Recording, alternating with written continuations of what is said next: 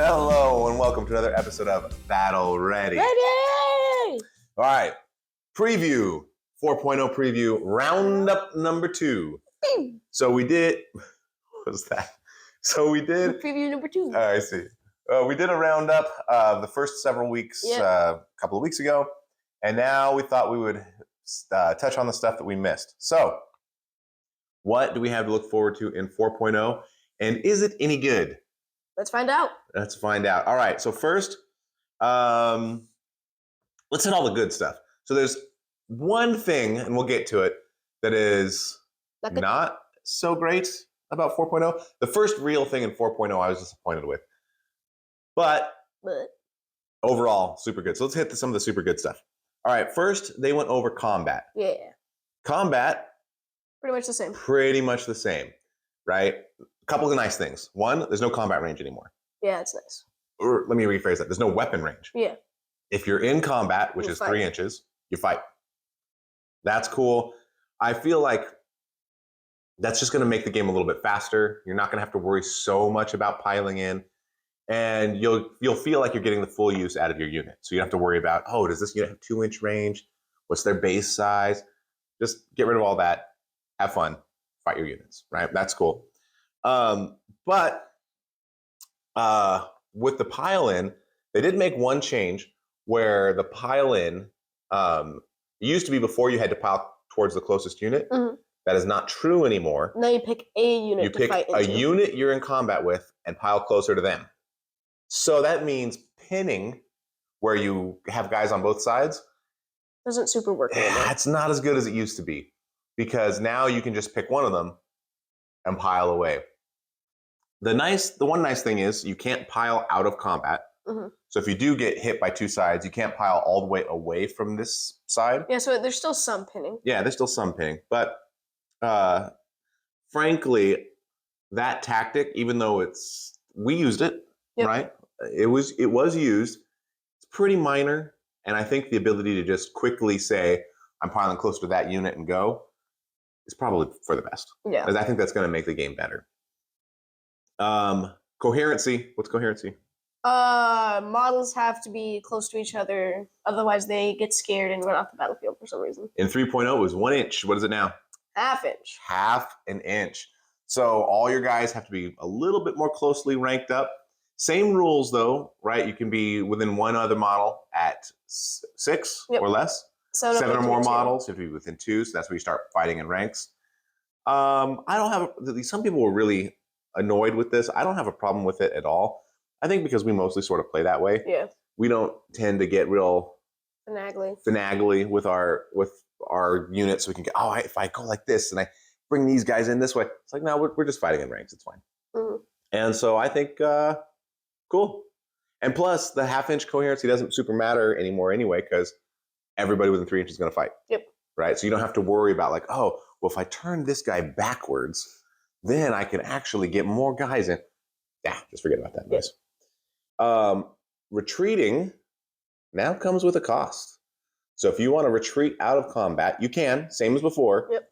But you're now going to take D3 mortals on the way out, which I think is good. Oh yeah, because it's like they're falling back from an enemy the enemy's just like, oh my god. Yeah. Like, no, die! Yes. I think not only is it a little bit more thematic that you're taking wounds as you're moving away, but I also feel like this game is about killing the other, attacking and killing, and so there should be a penalty, modest though it is. Yeah, for running away. For running away. Yeah, because I think there were many, many times in 3.0 to retreat onto where an objective. You retreat on where retreating is the right thing to do. Retreating onto an objective is the right way to win the game. And it's fine. Yeah. I didn't hate it, but it's just doesn't quite feel like war hammer. Yeah. It feels a little bit like retreat hammer. Coward hammer. Coward hammer. So that's good. Coward shriek. But one thing that is pretty cool about the combat is it looks like they've revealed, I don't know, 6 war scrolls so far-ish. Yeah. And it looks like they are taking some time to really communicate what the units are for, right? Mm-hmm. Like the Vindictors with their spears have the anti-charge rule, which means they get bonuses if they are charged. So they're they are not to be charged. They are to just march forward and take the hits. Right. So they're going to be something that takes the hit, and then you have somebody else charge or whatever. Yeah, but they're like an amble now. Well, I mean, yeah, they're there to receive the charge. A spiky amble. Yeah. Because it does a little. But then you have something like liberators, who are the objective setters, who have a bonus for capturing or counting on objectives in their home territory. I think it's their home territory. Yeah. So liberators are your home defenders. So, but it's pretty clear with each unit. Oh, this is the unit that does this thing. Oh, this is the unit that's good at this thing, which is great because if you were an experienced player, it wasn't super opaque. It was you could see sort of what units were supposed to do what. But if you were a new player, you would be using your little your crossbow orcs and throwing them into combat or something. Well, maybe not that bad, but yeah, it would be harder to tell.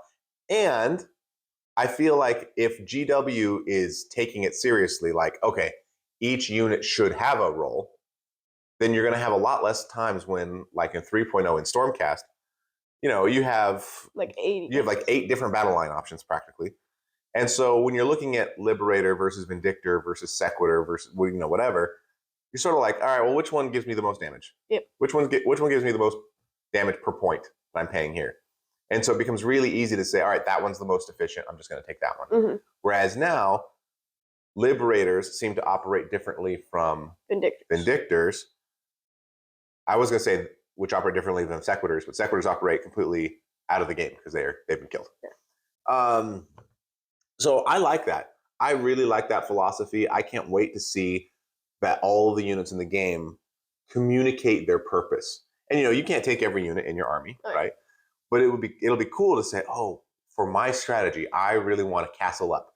So I'm going to take guys that receive the charge good. Oh, for my game, I really want to spread out and do stuff. So I want guys that do more damage on the charge and that sort of thing. So I think that's cool. I'm here for the differentiated units. Thoughts on those? I agree with what you said. All right. Next, wizards and priests. Priests. So wizards and spellcasting are the same. Basically the same, right? If you played 3.0, you've played it, you know at 4.0. You still roll 2d6. You still can miscast. There is one sort of quirk, though. One. So whatever your wizard, every wizard has a power level, and that's how many spells they can cast. But it's also how many spells they can unbind. Mm-hmm. Which means, and it's per phase. So let's say it's your turn. Okay. You've got a wizard, and I've got a wizard. I've got my little wizard man. If you cast your spell, that means you won't have an unbind when I spend my command point and unleash spell.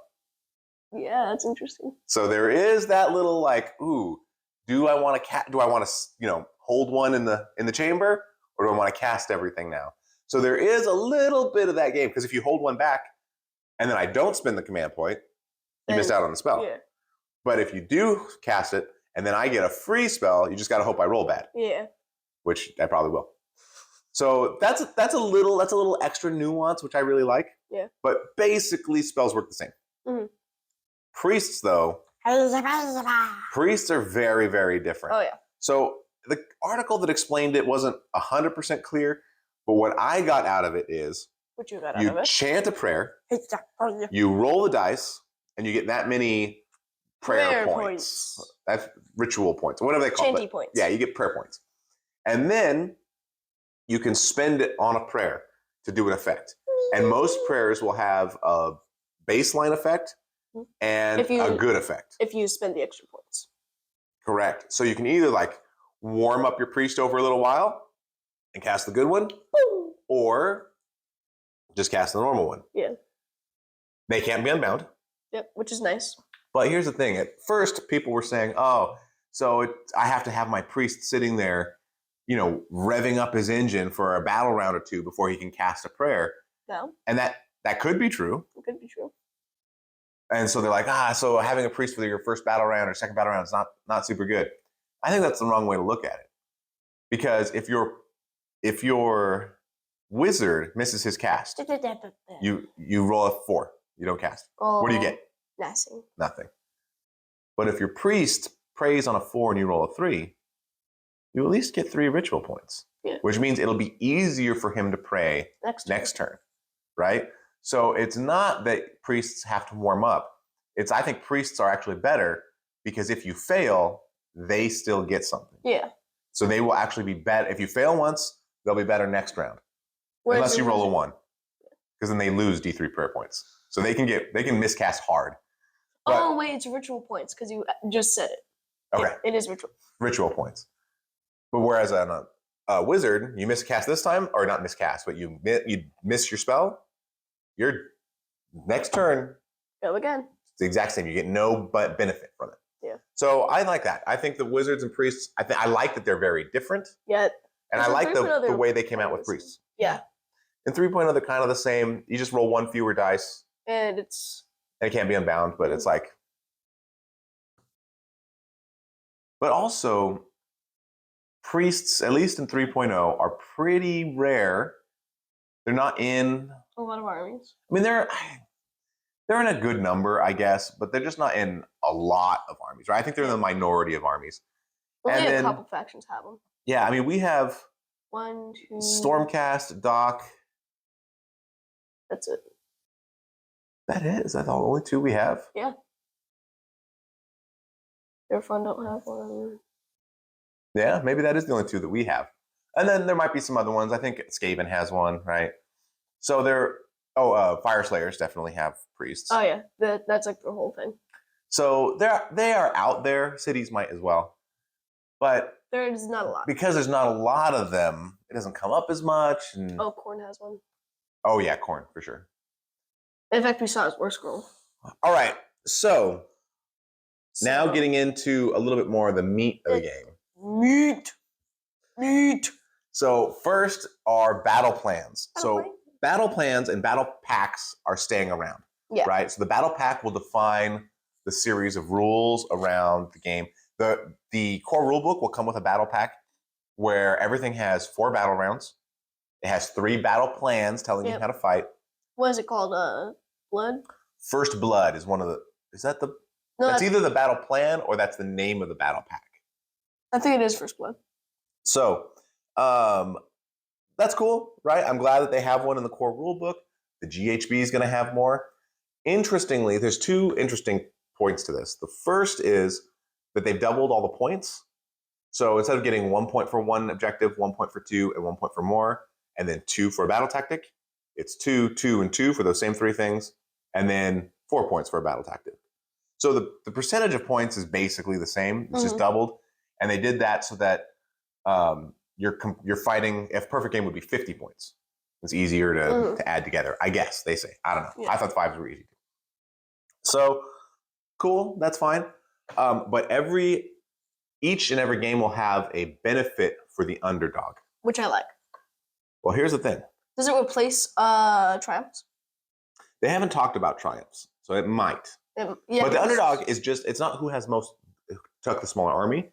It's who has fewer victory points at the start of the battle round. I like that. Yeah, I like the idea. But here's the question. Right? There's one battle plan like that in 3.0 right now. Yeah. Where whoever's less gets to blow up an objective. And blowing up an objective is so good that you might just want to sacrifice a point. Yeah, what I've done in the past is submarined it, right? I try to lose a point. Be down by 1 point so that I can choose which ones blow up and then slingshot into the victory, right? So if you have an underdog mechanic, it can be so good that it encourages you to not play the game. And that seems silly. However, so far, what they've revealed tends to show that that's not the case. Yeah. In the first Blood battle pack, the battle plan they showed said that the person who's the underdog can turn off an objective for that battle round. Which is super good. It is very good, but they're not exploding it. They're not removing it. So if I turn off this one, and then that allows me to get more points, now I'm ahead. Now you're the underdog. Yeah. And you can turn off one of mine. Except the thing stays up for the battle round. No, the battle, it's still there. You turn it off for a battle round. What I'm saying is it's off for the battle round. Just for one battle round. Then it comes back on. Yeah, but I'm saying then you can't just turn it off for their turn to stop scoring or something. Oh, yeah. Well, I mean, that's what you would be doing, right? I don't have any chance of getting there, so I'm just going to turn it off for you. So that's cool. And I think it's a good incentive, but not one that's so good that I feel like, oh, well, I have to submarine it. I have to try to lose so I can take that and then slingshot. And then on the other one, on one of the match play ones, they said there's one objective in your territory, and it says if you are attacking the objective in your opponent's territory and you're the underdog, you can pick one unit that charged and is contesting that objective, and they get +1 to hit. So they basically get like a free all-out attack. That's good. I like having a free all-out attack. Free all-out attacks are nice. But and you have to charge onto their home objective. So you got to be in a place where they can do that. And you got to charge. And you got to be on the objective. That's so many things that it's so like... many variables that... I'm certainly not going to try to lose, right? So at least so far, the underdog mechanic, it looks like they're doing it correctly. Yeah. All right. So overall, 4.0 has been really, really good. I've liked everything that I've seen, almost everything that I've seen. Still not a huge fan of the battle formations, but other than that, almost everything. And then we get to battle tactics. Well, they're here. Yes. They're staying. Grand strategies are out. Grand strategies are out. But battle tactics are basically the same as 3.0. You have a list. You choose one a turn. If you complete it, you get 4 points. You get 4 points. So here's the good news. The good news? The good news is it's no worse than 3.0. Right? I liked 3.0. Well, the battle tactics might be better than what they were in 3.0. That's true. That's true. So it could be... The system, let me say it that way. The system is no worse. Although the article sort of indicated that there were going to be universal battle tactics in the core rulebook that might also be in the General's Handbook. And I don't like that because I feel like the General's Handbook, those battle tactics started feeling a little samey after 1 year. Mm-hmm.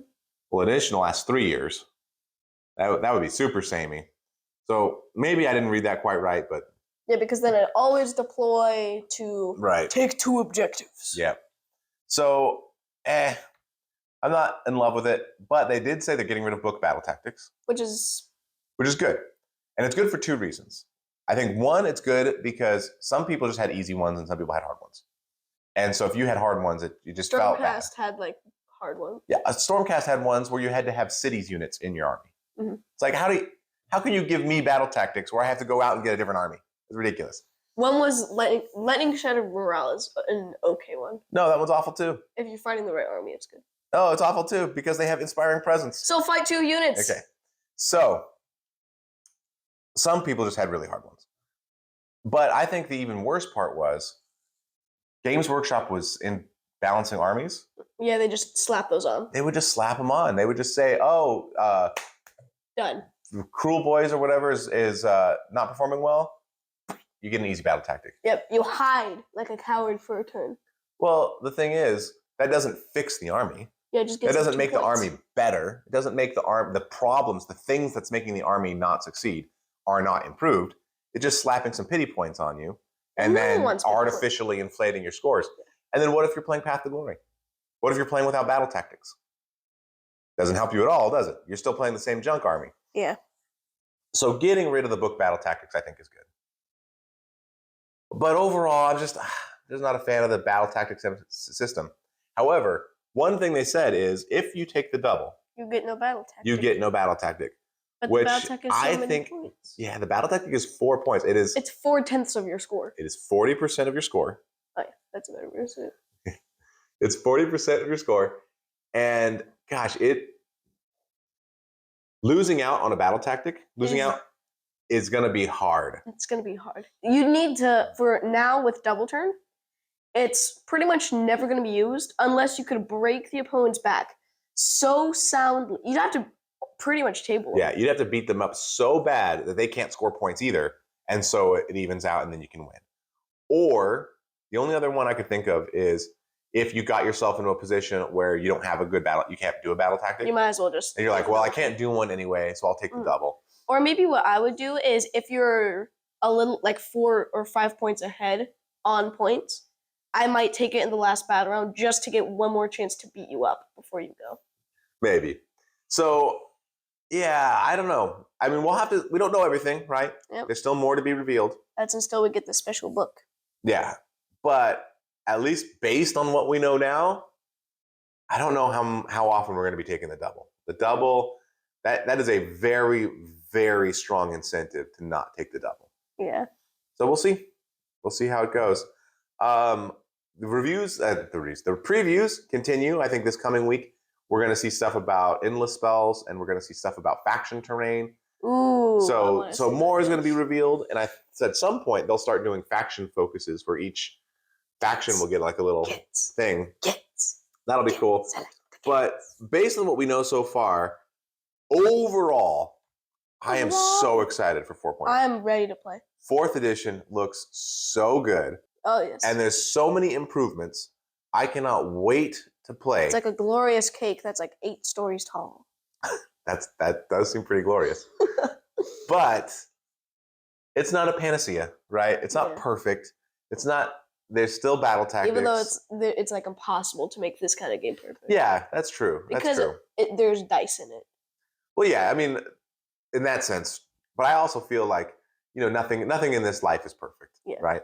So it shouldn't be too surprising that as for all the improvements that have been made, battle tactics are a little bit of a downer. Yep. But you know what? If battle tactics are no worse than 3.0 and the whole rest of the game is much better, then it's going to be fantastic. I am very excited. When I look at the 4.0 as a whole, I cannot wait. I just want to play it now. Yeah, the late June, early July, wherever it's about to come out. It's about to happen. Come soon enough. I need a time machine. Very much. Oh, and they did say that if you buy the launch box, which I'm sure we will. Yes. Not only do you get all the stuff, all the models, but it's going to come with the General's Handbook. Which is happy. So it means you're going to have everything you need to start playing match play. Core rulebook, General's Handbook, all that stuff right out of the box. That is pretty cool. Yeah. All right. What are you thinking about 4.0? I just want to play it. I need to invade a time machine. Slap chop. Just slap chop out a time machine. You're going to slap chop out one? All right. Well, maybe we'll try a small game and just do what we know of 4.0. Oh, no. Maybe. I don't know. But anyway, let us know what you're thinking about 4.0. How do you feel about battle tactics? Are we making a mountain out of a molehill here? And this has been another episode of Battle Ready. Thanks so much for watching.